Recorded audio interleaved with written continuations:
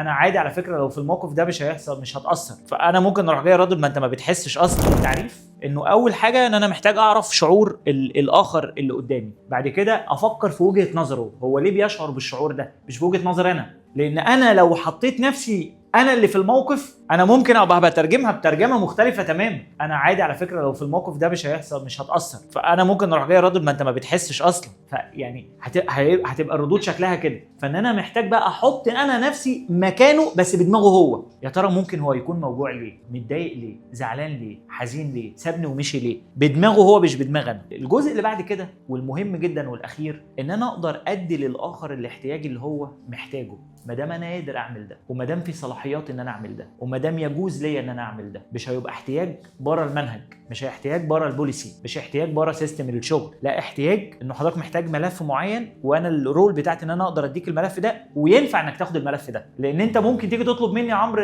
ملف، او حد يطلب منك بقى، بس انت عارف انه ما ينفعش تديني انا الملف ده، يعني ده بره البوليسي بتاعت الشركه. لازم ان انا ابقى جاي لك باكسس معينه من حد يقول انك انت تاخد الملف. فهنا لو انا مش اديتك الملف ده، مش معناه انا مش متعاطف معاك، انما انا اقدر ابقى ماشي معاك في ليفل التعاطف لحد مستوى معين. عند المستوى ده ما ينفعش ان انا اكمل. ايه المستوى ده؟ ان انا هتفهم شعورك، ان انا افكر في وجهة نظرك، ان انا هقول لك والله هحاول اساعدك، هحاول اعمل اقصى حاجه عندي، بس مش هديك الملف. يعني هحاول اعمل اقصى حاجه عندي. ايه اقصى حاجه عندك؟ هخش لمصطفى اكلمه واشوف هو ينفع تاخد الملف ولا لا، وساعتها هاخد اكشن.